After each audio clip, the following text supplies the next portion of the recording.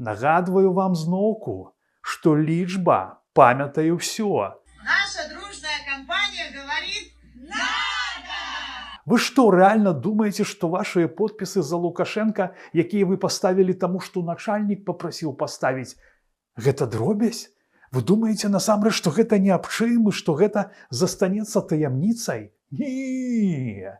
Кіберпартызаны працуюць і забяспечаць вашы ўчынкі ў лічбавым выглядзе. А вам потым з гэтым жыць і вашым дзецям таксама. Калі кіберпартызаны рвуць КДБшныя рэсурсы як маўпа газету, то што казаць пра ўзлом фальшывых выбаркамаў?